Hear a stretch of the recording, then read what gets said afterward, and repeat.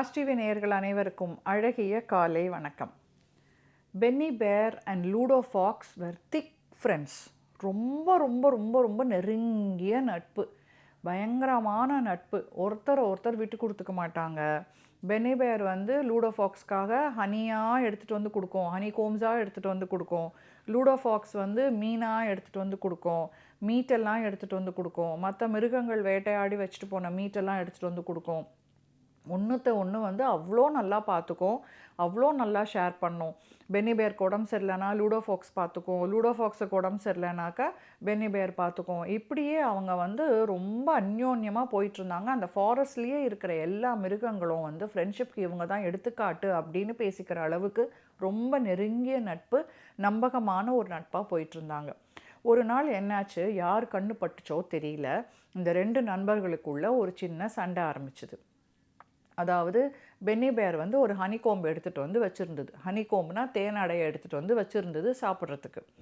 அப்போது இந்த லூடோ ஃபாக்ஸுக்கு வெளியில் ஏதோ அது வந்து ஒரு பந்தயம் கட்டி அது ஜெயிச்சு வந்து ரொம்ப தாகமாக இருந்தது அதுக்கு. வீட்டுக்கு வந்து பார்த்தா தண்ணி எதுவும் கிடைக்கல. ஆஹா, தேனடை இருக்கேன்னு சொல்லி அந்த தேனடையில் இருக்கிற தேனெல்லாம் இது குடிச்சுட்டுது. பென்னி பேர் வந்து பார்த்துது, அது நம்ம தேனடை சாப்பிட்லாம், தேனடைன்னு நினச்சிக்கிட்டே நாக்கு சப்பு கொட்டிட்டு வந்து தேனடையை தேடி பார்த்தா தேனடை இல்லை, தேனெல்லாம் காலி. யார் தேனடையை குடித்தது? என்ன இது? என்ன லூடோ இப்படி பண்ணிட்ட நீ? நான் வச்சுருந்தேன் அதை சாப்பிட்றதுக்கு. ஏன் பென்னி? நான் தான் குடித்தேன், எனக்கு தாகமாக இருந்தது, அங்கே பார்த்தேன் தேனடை இருந்தது, டேஸ்ட்டாக இருந்தது, ஃப்ரெஷ்ஷாக இருந்தது, நான் தான் குடித்தேன். யாரை கேட்டு நீ குடிச்ச? எனக்காக கொஞ்சம் மிச்சம் வைக்கக்கூடாதா? நான் தானே அதை எடுத்துகிட்டு வந்தேன். ஆமாம், நீ தான் எடுத்துகிட்டு வந்த, ஆனால் நான் சாப்பிட்டுட்டேன். என்ன பண்ணலாம் இப்போது? ஆமாம், நீ பண்ணுறதெல்லாம் பண்ணு, உன்னை நான் எவ்வளோ கவனிச்சுக்கிறேன், நீ எங்கேயாவது என்னை மதிக்கிறியா, எனக்காக ஏதாவது நீ விட்டு கொடுக்குறியா, செய்கிறியான்னு இப்படியே அவங்க பேசி சின்னதாக போக வேண்டிய ஒரு ரிஃப்ட்டு, ஒரு சின்ன பூசல் சண்டையாக மாறி பெரிய குவாரலாகி, ஓ மூஞ்சில் நான் முழிக்க மாட்டேன், என் மூஞ்சில் நீ முழிக்கக்கூடாது அப்படிங்கிற அளவுக்கு போயிடுச்சு.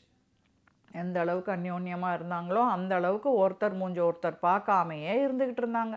பென்னி தனியாக காட்டில் சுற்றிட்டுருக்கு, லூடோ தனியாக சுற்றிட்டுருக்கு, காட்டு மிருகங்களெல்லாம் பார்க்குறாங்க, என்ன நடக்குது, என்ன ஆச்சு இவங்களுக்குள்ள அப்படின்னு. இப்படியே மாதங்கள் பல போக வாரங்கள் உருண்டோட என்ன ஆகுதுன்னா வின்டர் வருது.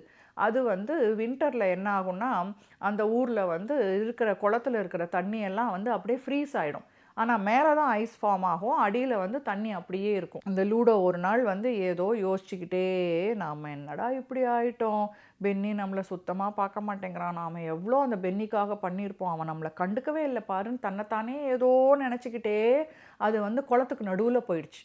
அந்த தின் ஐஸ் தானே குளத்தில் இருக்கும், அது விரிசல் விட்டு இது வந்து உள்ளே போயிடுச்சு. லூடோ வந்து உள்ளே போயிடுச்சு. ஒரு தடவை மேலே வந்து ஐயோ என்னை காப்பாற்றுங்க, யாருமே இல்லையா அப்படின்னு குரல் கொடுக்கலான்னு நினைக்கும்போது ஒரு பெரிய கை வந்து அப்படியே அந்த லூடோவை வாரி அணைச்சி தூக்கிட்டு, யாரு? Yes, you guessed it right, Penny லூடோவை தூக்கிட்டு அப்படியே அதோட உடம்போடு சேர்த்து அணைச்சிட்டு வேக வேகமாக ஓடுது. அந்த லூடோ நடுங்கிட்டே இருக்குது. அவங்க வீட்டுக்கு எடுத்துகிட்டு போய் லூடோவுக்கு வந்து சூடாக சூப் கொடுத்து, ஒரு டவலெல்லாம் கொடுத்து தொடச்சி, கம்பளி போர்வையெல்லாம் கொடுத்து அதை பாதுகாத்து, அப்போ மெதுவாக லூடோ வந்து கண்ணிலேருந்து தண்ணி வருது. பென்னியும் வந்து சாரி லூடோ, நான் ஏதோ அவசரப்பட்டு பேசிட்டேன், சின்ன விஷயத்தில் நான் சண்டை போட்டுட்டேன், இவ்வளோ பெரிய ஈகோ கிளாஷ் ஆகிடுச்சு, நீ இல்லாதப்போ தான் எனக்கு உன் அருமை தெரிஞ்சுது. அப்போது லூடோவும் ஆமாம் பென்னி, நான் தான் சாரி சொல்லணும், நான் உன்னை பிரிஞ்சு போனதுக்கப்புறம் எனக்கு மனசே இல்லை, நானாகவே இல்லை, ஐ ஆம் ரியலி சாரி, இனிமேல் நமக்குள்ளே ஈகோவே வரக்கூடாது அப்படின்னு 2 பேரும் பேசிக்கிறாங்க. ஆக ஃப்ரெண்ட்ஷிப் அப்படின்னா இந்த காலத்து ஃப்ரெண்ட்ஷிப் ரொம்ப வித்தியாசமான ஒரு ஃப்ரெண்ட்ஷிப். அவங்களால நமக்கு என்ன ஆதாயம் ஆகும், இவங்க பெரிய போஸ்ட்டில் இருக்காங்களா, இவங்க வந்து நமக்கு எந்த விதத்தில் ஹெல்ப் பண்ணுவாங்கன்னு பார்த்து ஃப்ரெண்ட்ஷிப் பிடிக்கிற ஒரு காலம் இது.